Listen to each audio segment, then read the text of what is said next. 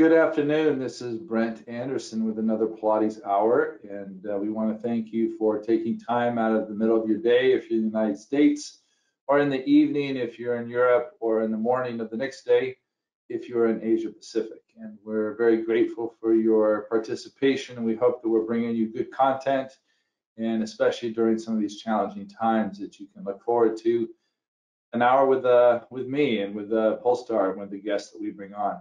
So today is another educational workshop that I wanted to share with you, and it was one that a lot of people have been asking for, is talking about how do we optimize our learning environment, and how do we use some of the latest science in motor control and motor learning. So that's my objective today, is to share some information with you about motor learning perspective and how it pertains to us as Pilates teachers and physical therapists and gyrotonic teachers and yoga teachers, and how we can really optimize the learning experience of our clients with using some very simple basic science that helps us in this process.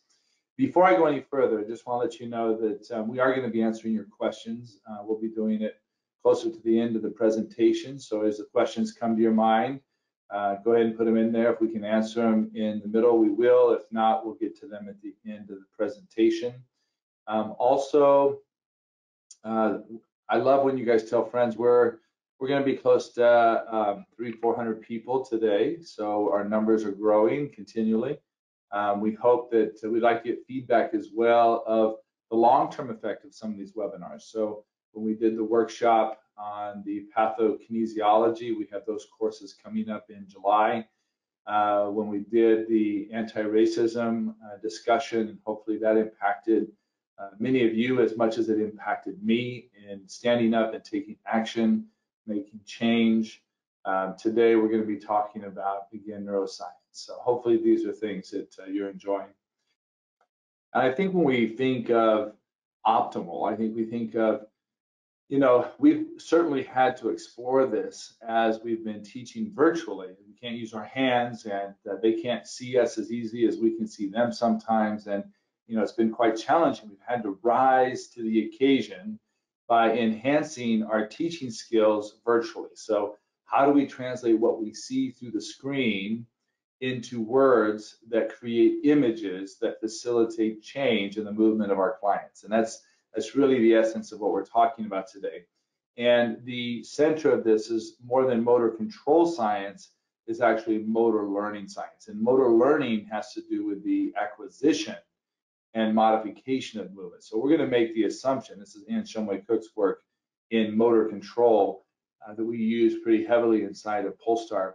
But the idea of how do we facilitate change, and even maybe before that, how do we know that they even need change? So those are some of the things we're going to be talking about. So by definition, the science of motor learning is more applicable to movement coaches. I think that we as therapists, Pilates teachers, trainers, coaches, etc., we already make the assumption that people know how to move.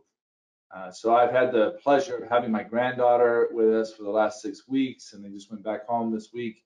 And it was amazing, just within the 6 weeks that they were visiting us in North Carolina, to see the difference in her ability to move. My granddaughter's 18 months now, and so that 17-month to 18-month was amazing at the motor skill she acquired in her control of walking downhill and uphill and squatting and lifting things and uneven surfaces, where 6 weeks ago she would be falling down, and now she has control of it, even wearing some really cool boots.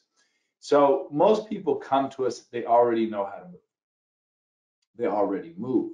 And one of the things we have to do is we then look at the problems being around faulty movement patterns, which we have to discuss that word faulty and make sure we understand that just because it might be what we consider to be ideal does not make the movement faulty. Faulty means they're not able to execute the movement. Poor awareness. So usually what we deal with in Pilates and yoga and gyrotonic and Feldenkrais is lack of awareness. And awareness is going to be a key element of how do we increase that internal awareness of their body and space, especially after they've had an injury or a disease or an insult to their body that they have to recuperate. And maybe they've been in a compensation pattern for 20 years following a back surgery, and now they want to participate a little more fully in life. So what are those compensatory patterns that now they need to see if do these work? Can they be better? Can they be more efficient? And then the last one on there are habitual patterns. So, for me, for example, I love crossing my right leg over my left leg. It is so uncomfortable for me to cross my left leg over my right leg. And I don't know why. I force myself to do it to try to have some symmetry so that I can at least justify enjoying my right leg crossed over my left leg. But the reality is we sleep in certain positions, we sit in chairs a certain way, we get on the floor a certain way, the way we sit at the dinner table versus when we sit at a desk, how we work on the computer. There are so many habits that we have that also create how we organize ourselves. I think I've talked about this before, where if you think of the nervous system and the fascial system, and we talk about plasticity and the idea of change and elasticity of these systems, particularly the fascial system. And there was a great image somebody gave out that said the fascial system is like a 3D printer, meaning that it's just always printing. So if we're sitting down 13 hours a day, that could be a habitual pattern, right? The fascial system is printing our hip flexor connective tissue, our lumbar connective tissue, our organs, our shoulders into that posture that we're sitting in. So these habitual patterns can have great effect on the efficiency or the lack of efficiency in our movement. So how do we facilitate the acquisition of new movement, or more importantly, facilitate modifications of that faulty movement? And this is where I want to talk a little bit about this word faulty. I think in Pilates, we've become so rigid a lot of times in what is right and what is wrong. And the reality is that it's not a right and wrong issue. I think if we can break it down and we can just say, this is where they are today, this moment, and this is their potential. This is where they are, this is where their potential. And so the idea is saying, rather than saying that where they are today is faulty, just say this is where you are, and this is where you want to be. So we often joke about saying the sign that's in all of the subways in London, say mind the gap. So that's what our job is as Pilates teachers and physical therapists and occupational therapists, is asking the client, what do you want to be able to participate in? What tasks do you need to be able to do to participate in that activity? And where are you today? Why do you feel that you can't do those things today? And so they'll tell us, this is where I am, this is where I want to go. That creates a gap. Our job is to mind the gap. So it's not that what they are now is faulty as much as it is where they want to improve their potential movement. So I'm sensitive to the word faulty, and I'm sensitive to the idea that faulty movement leads to pathology. I think we have to be very careful of saying, oh, people have tight hip flexors have these pathologies. We do see correlations between them, but to make a direct statement that this habit causes these pathologies, I think is a gross overstatement. We know that people have all kinds of diversity in their body tissues and their organization that have no symptoms, have never been injured, participate fully, and that there's people who have no habitual patterns or compensatory patterns, look like they're moving perfectly, who have major pathologies that require surgeries and other interventions. So we have to be very careful as Pilates teachers of saying that. So again, what we want to do is, how do we facilitate acquisition of better movement, of movement that enhances performance, improves efficiency of energy consumption, and decreases stress on unnecessary tissues, right? So if we can keep alignment and we can keep congruency and we can keep the load in the tissues, we probably do minimize the risk of trauma or injury to some of those tissues, and we probably do improve performance. One of the things you've heard me say again and again is this idea of creating a positive movement experience. And I always put two taglines on the end of that. One is, how do we create a positive movement experience without pain? So that's assuming that somebody has pain. and we create an experience where they move and now they don't have pain. And they have to ask themselves, does movement really equal pain? Or did I just have a movement experience that did not create pain? And if they can believe that they had a movement experience that did not create pain, then they're well on their way to recovery. Another tagline that I put onto it, because not everybody's in pain or not everybody cares about pain, is, do they have a positive movement experience that exceeds their expectation? So this is a very important clause here, exceeds expectation.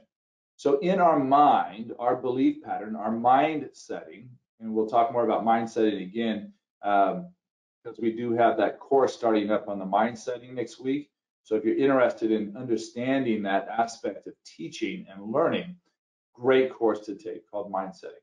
But our mind setting is built on preconceived experiences, assumptions, things that we've been told. I was listening to a talk on the anti-racism, and Acho was the one that was doing a great series. And one of the things he said was, we caught more than we taught. And when you go back and you ask yourself, where does that belief pattern come from? Why do I believe that? Why do I believe movement equals pain? Why do I believe that I'm going to fall down or I'm going to lose my balance? Could it be that you grew up your whole life with your grandma and your mom saying, don't fall down, don't get hurt, be careful, be safe, right? So if you hear that over and over and over again your whole life, in your head, in your brain, in your belief pattern, you now are always thinking of the worst thing that could happen. Don't fall, don't get hurt, be careful, it's dangerous, right? When in reality, most of those things were things people told us when we were walking on a curb, or that we were climbing a wall, or that we were standing on a chair, or we were swinging on a rope. All natural human movements and things that are okay when you fall down. Like I watched my granddaughter fall down 200, 300 times in those 6 weeks. She never cried once. She fell down and she learned, there's probably a different way to maintain my balance so I don't fall down. So our job often, if you choose to accept this concept, is to create paradigm shifting movement experiences. The belief that we have far outweighs the predictive value of function than any physical measure. Strength, range of motion, coordination, balance, they're all great results, but they do not predict with the same power that something like self-efficacy or fear avoidance or belief measurements do. For example, self-efficacy of low back pain, it has a correlation of 82% prediction of whether you're going to get better or not with chronic low back pain. In our profession, that's a very high prediction correlation, right? Where physical strength, like abdominal strength, back strength, range of motion in the hips, range of motion, thoracic spine, balance, and proprioception are usually somewhere around 50%. That's like flipping a coin. Now, what we found in a research that we did in my dissertation was that all of those physical limitations improved with the intervention, but it was the belief changes that predicted and correlated with the functional outcomes. So this is a big take-home message here. How do we create a positive movement experience?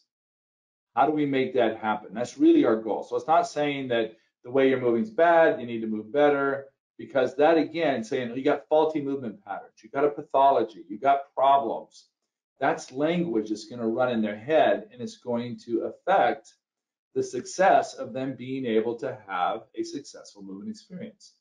Versus us using language like, hey, you're functional, you're still getting from here to here, and now you want to do it better. Let me teach you a couple tricks to help you get better. Let's create a positive movement experience that exceeds your expectation, right? So if I can then use the Pilates equipment or gyrotonic equipment or yoga poses or blocks or assistance, pulley systems, to be able to manipulate load and manipulate gravity and manipulate length of levers and base of support so that they have a positive movement experience and they go, wow, I didn't know I was able to do that. How many times have you heard your clients say that exact thing? I can't believe I just did short spine. I can't believe I just did a plank. I can't believe I did a roll down and a roll up standing without back pain. I can't believe, I can't believe, I can't believe. Now, when you hear that, that's music to your ears, and that's the process of a paradigm shift. This is why this concept is so crucial for us as Pilates teachers and movement teachers. How do we create the positive movement experience? I hope you're finding this interesting as I do. I love this kind of stuff. So the question then comes back to motor learning theory, and this is where we have our greatest body of knowledge is asking the question, how do humans learn how to move? How do animals learn how to move? Well, both animals and humans are learning movement through task-oriented experiences. What that means is nobody is teaching the child how to stand up, crawl, or walk. You know, not unless it's a pathology and it's something that they're delayed. A normal development of a child is that at this many months, you're going to see this behavior. Between this many months and this many months, you're going to see this behavior. Why? Because there is a psychological motivation to get from point A to point B. And they start scooting, and then they start crawling, and then they start walking with their hands along objects like couches and tables, right? Sidestepping, arms are up high. Then they start taking their first steps. Then they take steps with a little bit of rotation in their torso. By 2 years old, they should be able to run, right? They're squatting the whole time. As soon as they're standing, they're squatting and standing, squatting and standing. Full squats, ankle dorsiflexion, backs all the way down, hips full flexion, the way all humans should be able to squat. So their movement learning occurs through task orientation. No one is telling them to recruit a muscle, to lift their pelvic floor, to pull their belly button into their spine. Use your quads when you're standing up, Lily, right? Nobody's saying those kind of things. That sounds ridiculous. Yet, if we go into learning and education of adults in coaching, and you go to a gym or a physical therapy center and even Pilates studios, we quite often will hear the word contract.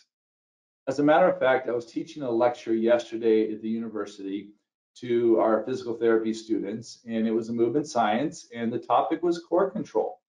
And I wanted to make it very clear that core control is something that happens spontaneously when the alignment and the load are appropriate for the anticipation, right? You've probably heard me say that a million times if you're in Polestar. Appropriate load in response to anticipation. So one of the students asked, well, you know, how do we get them to contract things? What do I ask them to contract? And it's like, you could go the rest of your career and never use that word again, right? When you're teaching a client. Because anytime you teach a volitional contraction, it interferes with the body's natural organization because the body only cares about the task. So teaching, I do better if I create the task in space, the image of the task in space, than I do if I'm telling them, contract your bicep to bring your hand to your mouth. Well, I just contracted my bicep and it didn't bring my hand to my mouth. But if you told me, bring your hand to my mouth, then I could use a combination of muscles that include some small rotators and flexors and pronators and flexors of the hands to bring my hand to my mouth without slamming myself in the face with the full contraction, right? And another one of the professors in the lecture yesterday made a really good comment. He said he was talking to some students in an earlier class and said, how many of you know where your piriformis is? And of course, all the physical therapy students better know where their piriformis is. So they all lift their hands. He says, can you isolate the contraction of your piriformis? And some of them said, yeah, I could do a resistant external rotation of the hip. And he said, is that isolation of the piriformis muscle? And the student reflected and said, no, it's all the rotators of the hip. Yeah. And probably some other muscles too that synergistically work with it.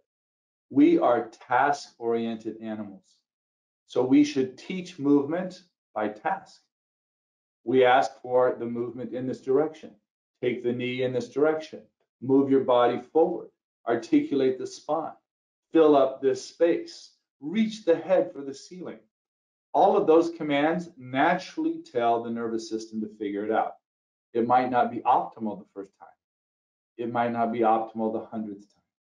But through practice, we start to optimize the nervous system's organization, because the other thing is the nervous system wants to be efficient.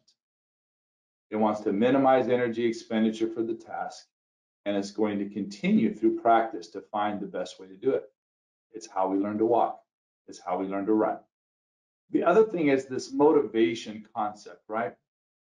This is something we have to work with a lot in our patients, is how do we create motivation for them to want to have a positive movement experience, to be able to change their behavior to have a successful outcome, to mind the gap, right?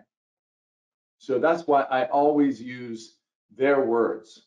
That's why I ask the question, what do you believe you should be able to do that you're not able to do right now? Or that you believe you're not able to do right now? Oh, I would like to really coach my daughter's soccer team. Okay, what is involved in coaching your daughter's soccer team? Well, I have to be able to run, I have to be able to kick the ball, I have to be able to bend down and pick it up. Any of those activities challenging for you? Yes, bending down to pick up the ball is the most challenging one. So immediately I'm thinking of, if they could do standing roll up and roll down and squat and have a little bit of rotation, they can probably be successful at picking the ball up off the ground, right? So now I can use that motivation and I can say, so let's create some exercises that are going to allow you to have these successful movement experiences and be able to go coach and volunteer your daughter's soccer team if you want. Now it's my job to manipulate the environment so I can use tricks with the springs, like the foot bar on the chair. I can bring that up higher, and if they're having pain when they bend forward, I can reverse the strategy of the exercise by having to push down springs rather than eccentric loading from gravity that they already have a negative experience.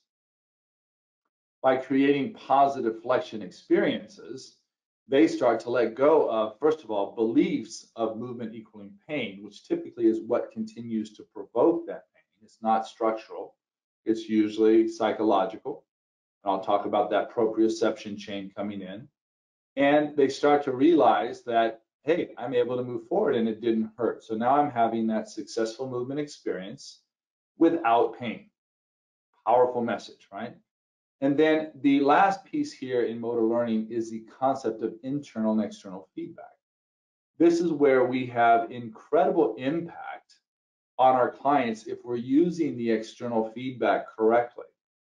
And our external feedback should be deeply rooted in asking the client, what is your body telling you? What are you feeling when you do this movement? And what happens if we tilt the pelvis a little bit to the back? Repeat the movement a couple times and tell me what you feel. And what happens if we tilt the pelvis anteriorly while you do that movement? Tell me what you feel. So we're always mixing this. We're not saying this is the right way. Put your pelvis in neutral and do this, right? Do it because I've said. Put your feet in the straps. We change their springs without them knowing it. We hold their gum when they're chewing gum, right? That's what I call the gum holder, or Juan Nieto calls the butler approach to Pilates teaching.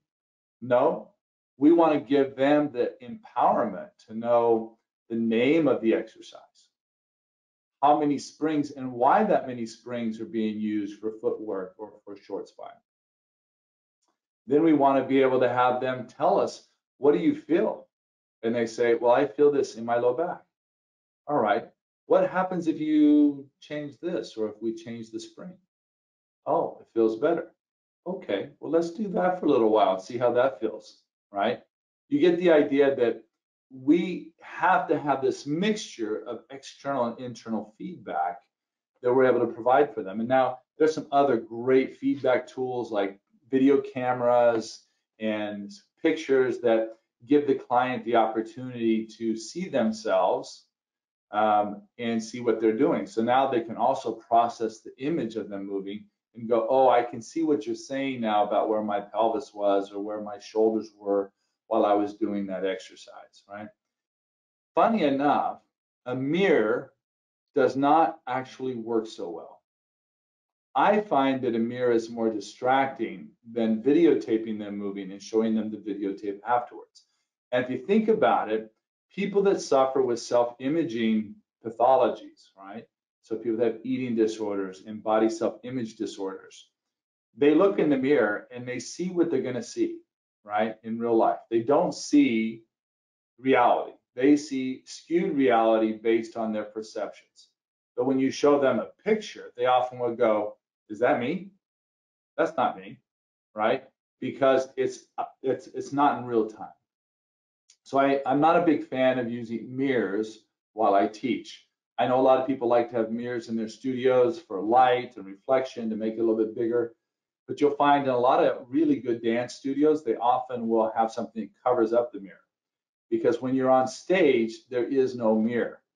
And dancers who perform to the mirror do not perform well to the audience. So one of the things we want to be able to do is to limit some of those feedback mechanisms that are actually distractions. Not saying don't use a mirror. I'm saying realize the limitations of using mirrors and go more for the internal feedback and awareness of where their body is in space. And I like to also use video because, for example, if it was a dance choreography, I would rather videotape them moving and doing the choreography, coming back and looking at it and realizing, oh, my arm is always lower than Jan's arm. I just noticed that. So now they go back, they're going to have a little more awareness and that arm's going to be up a little bit higher.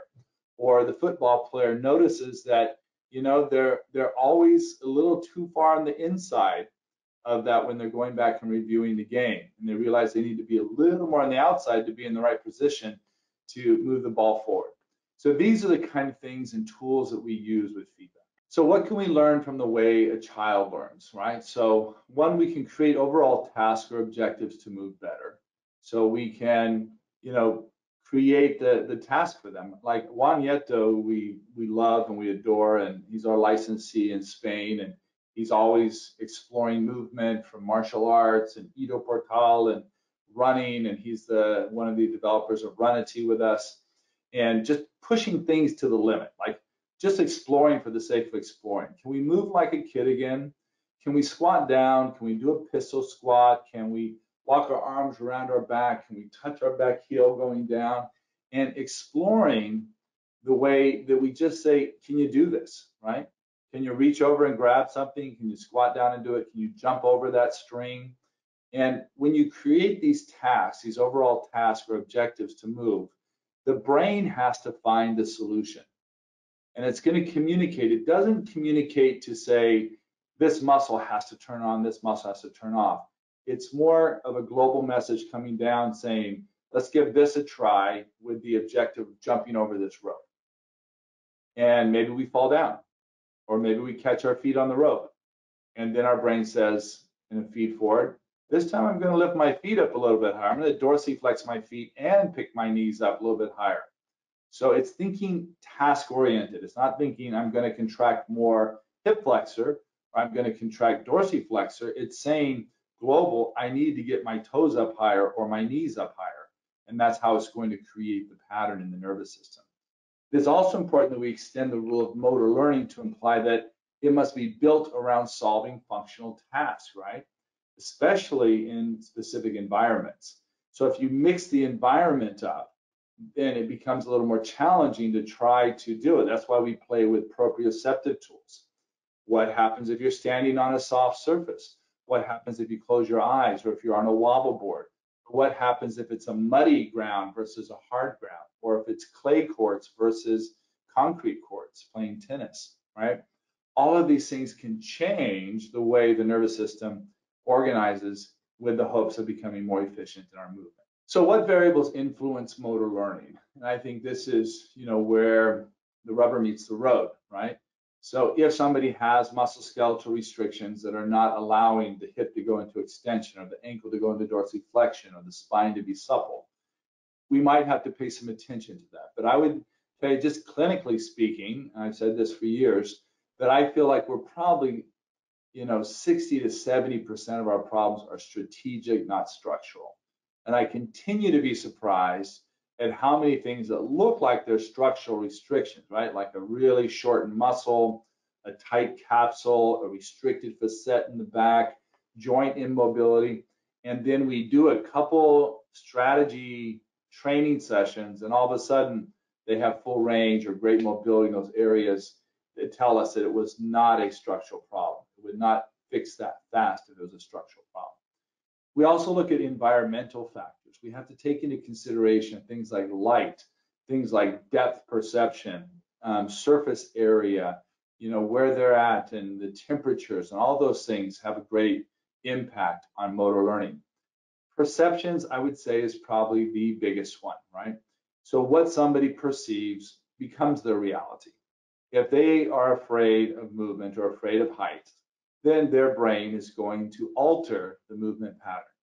So a lot of times our goal is to take baby steps to be able to break down and reorganize some of those perceptions by creating positive movement experiences that exceed their expectations. So now they're not afraid to jump into the water where they were afraid to jump in the water last week, right?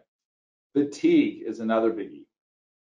And this is where I always try to tell people, if I can create an assistive environment to be able to get a little bit of endurance and then gradually decrease the assistance until they can actually do a 50-minute Pilates class, a mat class, then we've overcome some of those fatigue elements. Other elements like anxiety and fear and lack of motivation, right, are all things that we have to take into consideration with motor learning. It is not just about having a muscle contraction. That's why I can't emphasize that enough. So in motor learning, there are two very important categories or elements that make up motor learning. There's declarative learning and there is procedural learning. Declarative learning really is about awareness. This is crucial, right? It's about awareness. So somebody comes to us and we say in that it's not really a spectrum horizontally, it's actually a circle, but they come to us unconsciously incompetent, right? So they don't know that they are not able to do that movement in good quality, right? And then they become aware that, hey, my posture is not as good as I thought it was, or my movement is actually a little limited in that area. So we see this all the time. The first time we teach a Pilates class to an adult, they're sort of like, wow, I had no idea that my body didn't move in those directions, right? So that's that second stage. The third one, then, we're bringing awareness. We want to get to that third stage as quickly as possible. We don't want to dwell on what they can't do, and we definitely don't want to stay in ignorance of not knowing that they can't do it. We want to move them into, I can do it, and this is what it feels like, right? So we have to take them into exercises that they can have internal awareness and draw their attention. That's why sometimes it has to be slow. It sometimes has to have assistance. It sometimes has to be out of gravity. It sometimes has to be with a smaller base of support to be able to give them successful awareness of the movement that we're trying to improve or to accelerate, right?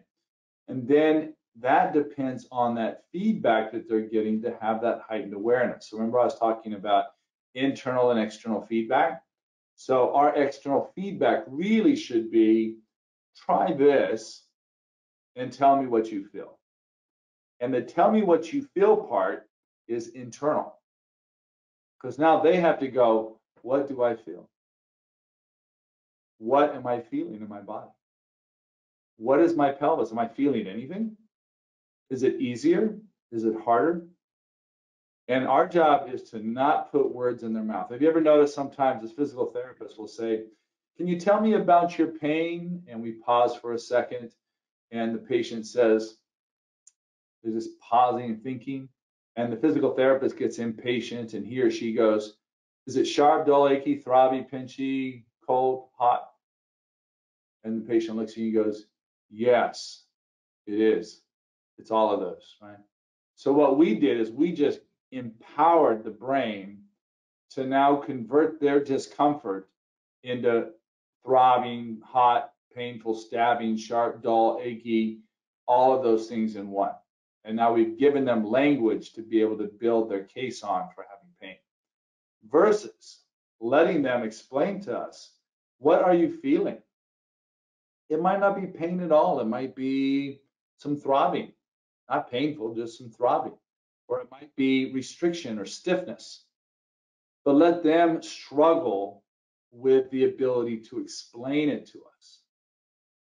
Why is that important to you? Well, I realized that it's stiffness in my hips. Okay. So if we were able to loosen the hips up a little bit, you feel like this movement would be easier? Yes. All right, try this and see what this feels like, right? External feedback.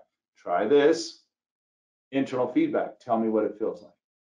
And in the beginning, we're having this back and forth of giving corrections and shifts and changes that lead to internal feedback. If you don't do the internal feedback, we're just wasting our time as Pilates teachers. We have said this over and over again, right? There's a big deal. Shelley Power talks about this a lot. Like, the student will ask, well, what's the right position? I don't know. And people get frustrated. It's part of the Libra in Shelley. I'm taking liberty to say that, but I don't know. Could be this, could be that. And Shelley's absolutely right. We don't know, and it could be this, and it could be that, and it could be something else too, right? And so the key for us is to engage in this external, internal feedback communication with our patients, where we give them ideas, hopefully positive ones. We use positive language. Try this and see what it feels like. Oh, that doesn't feel good at all. Okay. What happens if you go the other direction? Oh, that feels better. Oh, good. Let's move in that position then for a little while and see if that's okay, right? And then tell me how it feels after we do those exercises and that quadruped knee stretch, right? So you get the idea of this back and forth. So these are the questions. These are some sample questions. How does that feel to you? What do you feel when you add this to the movement sequence? How does breath affect your movement? You get the idea. These are questions that are forcing them to go internal and reflect, right? So this is what declarative learning is. This is why it is so important that in the early stages of movement training, that our clients have this heightened awareness and can get to the stage of conscious competence, right? So we said they arrive unconscious, incompetent. They become conscious of incompetence. Then they become conscious of competence. And at that stage of the game, we move in to procedural learning. So procedural learning now is what Joseph Pilates referred to as the daily practice of, right? So we could say practice, practice, practice. Get this movement inside your body so that it now becomes unconsciously competent. Isn't that a beautiful place to be? This is what Joseph was talking about, of us being spontaneous and natural, right? To having this natural, easy movement in our many very daily tasks, as he said, right? And if we can get them to that level, it requires discipline on their behalf. So we brought them to a point of conscious competence, but unconscious competence requires their practice and diligence and discipline to be able to achieve that goal, right? So now we're saying, John, every day you're going to perform these exercises, and we're going to continue to explore some new movement possibilities, and you're going to find that coaching your daughter's soccer team is a breeze, and we're not going to see that back pain again. That's what you wanted, right? Motivation, program, discipline, responsibility is the clients. The clients practice, not just when they come in and see us once or twice a week, every day, 4 or 5 times a day. I have my patients doing things every time they take a pee, they have to do their exercises. They're not sweaty exercises. They could do them at work in the bathroom when they go to the bathroom. But they're doing things that remind them of the conscious and awareness that they need of their body to be able to know that they're on track through procedural learning to be able to move naturally, easily, and spontaneously with vigor and zest. How do we manipulate our environment inside of Pilates and gyrotonic and yoga to be able to create the optimal environment, to create these positive movement experiences, right? To create this awareness, this internal awareness. And so one of the things we use in Pilates in particular is assistance. We know that the equipment was designed primarily to provide assistance to move. And if you could not hold the 100 position, you could be on the reformer with your feet in straps at about 30, 40 degrees with one red and a blue spring that's just enough to offset what you can't hold up in your legs against gravity. And then you could roll your upper body up into the 100 position and do your hundreds there to do a full set of hundreds with the rapid beats, breathing without losing control of the legs. Now the progression of that would be what? Decrease the assistance. Go down to a red spring. Go down to a blue spring. Go down to a yellow spring. Get rid of your springs, go into a mat 100 position, and now practice your hundreds every day. Do your set of hundreds at home. You get the idea. Assistance, progressing to no assistance. Gravity manipulation is another really important one that we do quite often in all of these movement forms. So by inversion and side lying and proning and supining, we are able to manipulate the effect of gravity on our body. So for example, if I could not lift my leg up against gravity to do a hip circle, maybe I could lay on my side like a side kick position to be able to do the same movement, right?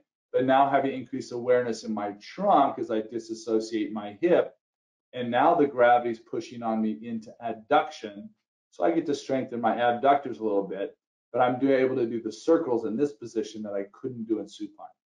And if I can't do it there, then I can put the long spring on the trapeze table going back to assistance and use my assistance to be able to help me able to do those movements. What's the progression?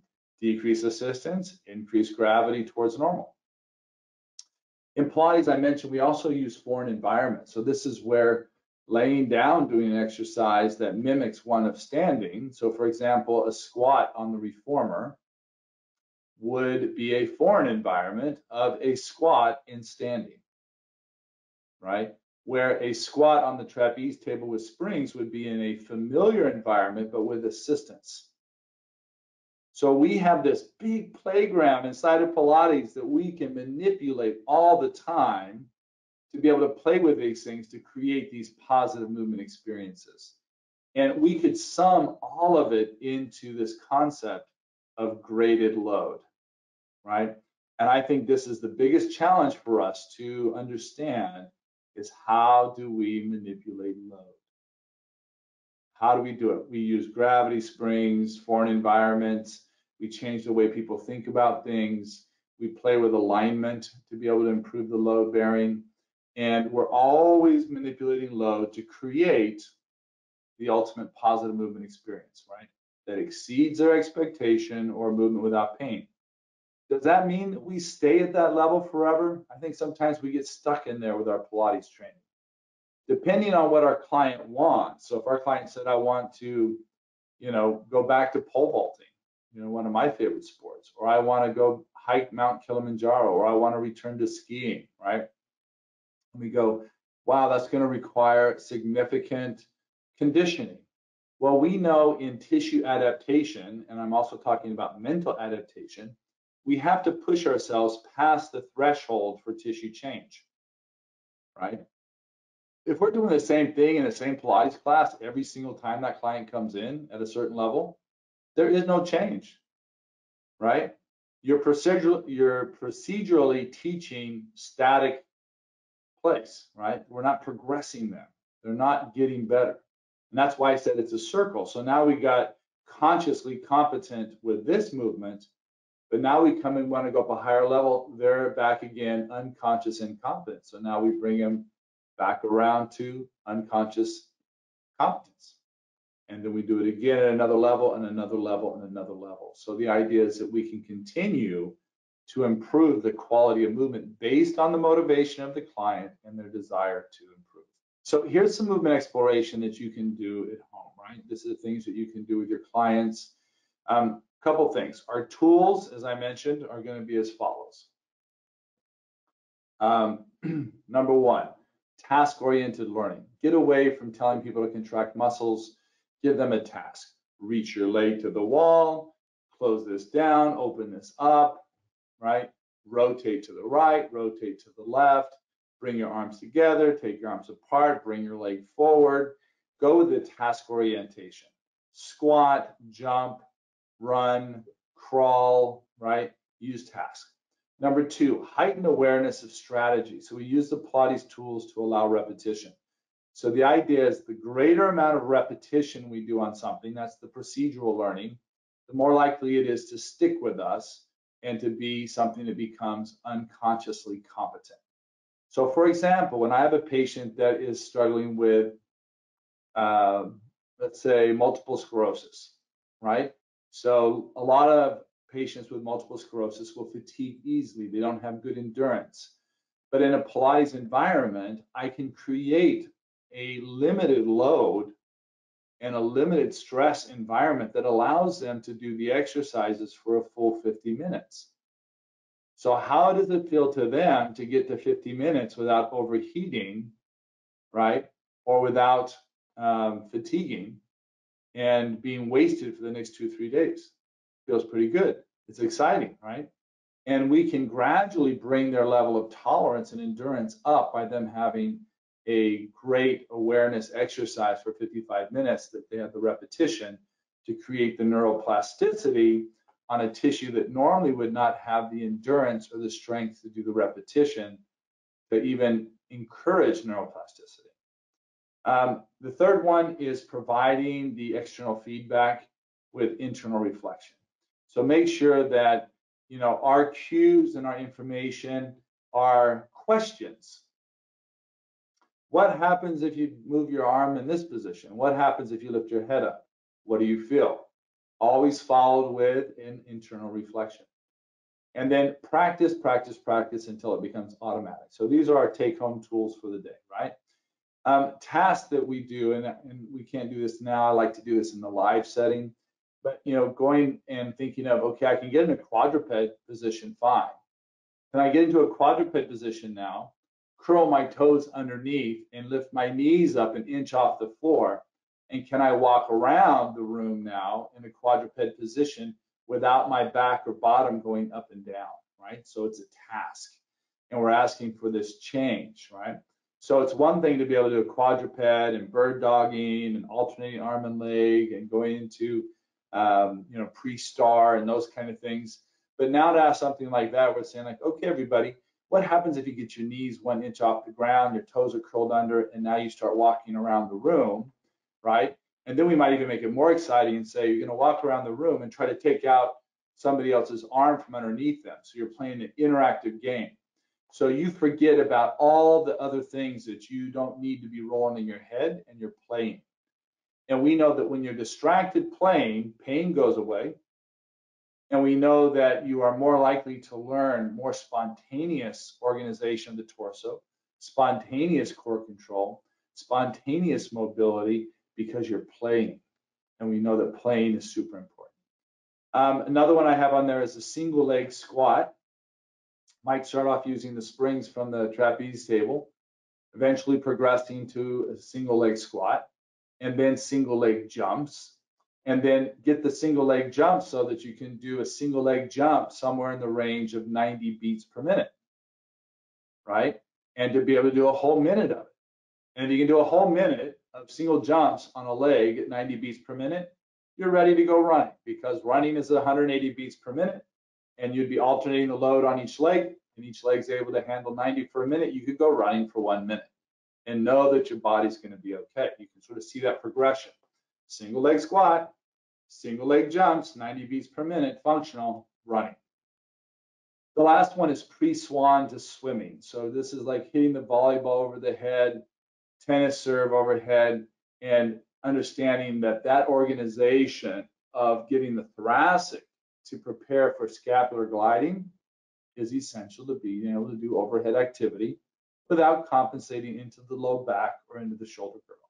So these are just 3 simple examples of how you might use task-oriented activities to be able to educate and to motivate the actual Pilates exercise to get the functional desired outcome that minds the gap, okay? That concludes what I'm presenting today on this, and I'm ready. I see some questions coming up, so I'm going to be answering some questions for you. But I want you just to take home these ideas and practice them. I would love to hear back from you and tell me, how is it going? Are you able to have some success with this kind of teaching? And do you feel like even through the virtual teaching, are you able to have some success with it? I have a comment here from Isabel. She says, what we think we become. And, it was Descartes that said, as a man thinketh, so is he. And I challenge that thought because I don't think that we're necessarily our thoughts. But I do agree with Isabel that if we dwell on our thoughts, that is often our limiting factor. But if we create a new thought and we create a new mindset and we put that into what we call the RAS from our mind setting course, that then becomes the new image of ourselves. And it was Eric Franklin that says, what we practice, we are, right? We are what we practice. So if we're practicing being able to do things to play soccer, then we're going to be able to play soccer. We're going to have a body that's able to play soccer. And we typically are not going to be everything. So if you're a power lifter and you train powerlifting 30 hours a week, you're going to look like a power lifter. If you're a ballet dancer and you train 30, 40 hours of ballet, you're going to look like a ballet dancer. Jan said, Brent, what are your thoughts on manual muscle testing, neuromuscular reprogramming, neurokinetic therapies? There's a lot of manual therapies. PNF is another one that we use in physical therapy to try to create proper neuromuscular patterning. I think these all have their place. I think when we see a deficiency in movement, can we, with our hands or with some instruction, guide and direct a reorganization? What I would be careful of is getting so isolated to an isolated muscle contraction that you would get in the way of the whole neuromuscular program of the task. And I see us getting stuck in that area sometimes. If we get so focused on, they got weak VMO. And so we try to do isolated, neuromuscular reprogramming for the VMO. And I think that's too isolated. I think there are times when we see something like somebody has, myasthenia gravis, they have polymyositis, they have ALS, they have, true neurological or autoimmune disease that is causing paralysis or impairment to the neuromuscular junction or the nerve junction. In those cases, we might use electrical stimulation or some of these other tools to try to engage some kind of load that would cause the muscle to respond because of the disease that it's dealing with, or after a surgery to wake it back up. My gut and my strategy still will move forward, however, Jan, into can I create a task-oriented environment that I manipulate to allow the nervous system to do the right thing, right? And I mean the right thing is that it's its nervous system's right thing. So if we can eliminate negative thoughts, we can eliminate unwanted guarding and protection, and we can facilitate proper alignment and choose the right load of that alignment, then we're more likely to have a successful outcome. Great comment. Paula said, thanks so much for sharing the knowledge. You're welcome, Paula. Galit said, thank you so much. You're very welcome. Rose, you mentioned the work with people who have multiple sclerosis. Can you please describe what was successful to increase their work to 50 minutes and no fatigue? Encouraging neuroplasticity. Thank you. Great question, Rose, because if you think about it, and again, multiple sclerosis manifests in a million different ways, right? Because what it is, autoimmune disease of the myelin sheaths around the central nervous system. And so it causes inflammation, the body chews up the myelin, it leaves scar tissue, and it could be in any of those tissues. So it could affect mentation, thought, it can affect speech, it can affect motor, it can affect sensory, it can affect balance, it can affect hearing, sight, interpretation. So MS has a very broad manifestation. It could be a one in a lifetime flare, it could be frequent flares, it could be life-threatening. So typically when we think of multiple sclerosis coming into our Pilates environment, these individuals typically are very motivated. They do tend to be like a type A. So they really want to exercise, and they really feel bad that they can't do a whole hour without fatiguing or overheating. So in the Pilates environment, we can create enough assistance that allows them to be able to have a successful movement experience without pain or without the fatigue. And that's our job to do it. Now, we're going to make a mistake. So with my patients that have multiple sclerosis, there's times where I overheat them. I took them too far and they had a few miserable days. It's not going to be the end for them. It's just going to be a couple miserable days where they feel wiped out. And then I have to go back and reprogram a little bit and go, wow, Nancy, that was, thanks for telling me that. Thanks for being honest with me because I really need to know that. We're going to now modify that program a little bit more. And the other thing I want to know is, were you feeling different that day when you came in than other days that you've come into the Pilates studio? So it could be a swing in their natural cycle of inflammation that happens in MS. And it could also be that we just pushed them too hard that day. They wanted to get through it. They wanted to do it. They wanted to participate. They wanted to belong. And they pushed themselves too hard. And we can create it so that it's like, look, everybody else is on a red and a blue spring, and they're on 2 red springs. So they have more assistance. Or we're doing something that's resistance, and everybody's on 3 springs, and they're on 1 spring. And when they're doing something where they have to lift their bottom up, maybe we're telling them just to do extensions with their legs or to do pelvic tilts instead of lifting their bottoms up and fatiguing their hamstrings or glutes. So we create the load change, and we adapt it to them with the feedback, back and forth. And it's okay if we screw up. We're trying to figure it out with them. Don't feel like it has to be perfect. Don't feel like, dang, I messed up with them. It's the best thing that can happen to them is to have you. You are the best thing that could happen to somebody with multiple sclerosis, to give them a workout environment that you're not going to do harm to them. They might have a couple days of excessive fatigue if we push them too hard. Not going to be the end, and bring them back and just start gradually shifting and changing that image of their ability to work for a full hour. Sunit has written, I love the concept of saying, try this, how does this feel, etc. And I understand why. But when I encountered this approach as a client before I was trained, I wondered if the instructor was competent and knew what they were doing. How do you ensure you don't give the impression to your client that you are winging it when you encourage them to go internal for feedback? Sunit, this is a fantastic comment. And this goes back to what we call pre-framing. You know Alistair. Alistair's a master of teaching pre-framing. I think we have to, think of, look, in this environment, this might be an example of a pre-framing I do with a client, is I believe that you know exactly what your body needs. You just don't know how to articulate it. And my job is, through a series of tests and experiences, to bring that articulation to you so you can work with me and I can work with you to have the best outcome. My experience in 30 years has been that when I try to tell somebody what's the right thing to do, it's usually not the right thing to do. So this is a relationship that we're building, and it's something I've come to realize that, my talent is helping you understand your body better, and that as you increase your awareness, you're going to blossom and move much quicker, and I'm going to move with you and continue to facilitate you. But it's going to be you that's making those decisions and growing. I'm just going to teach you how. And I think, Snee, if you can get to the point where that's the pre-framing of it, they're going to respect us more as the expert. They're going to respect us more as somebody that's really bringing powerful content. And then the proof is in the pudding. So when they start having increased awareness and more success, you've won. You've done a good job. Right? Listen, I think we're out of time, and I'm looking forward to our next week. I'm going to have Melissa pop up the last slide that has some upcoming events that I want to make sure you're aware of in the Polestar world.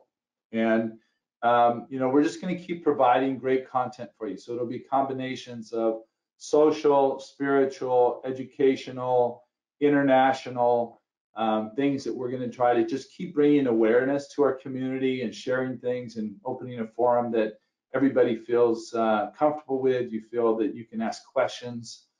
You can always write to us, and we're super glad to help out with that.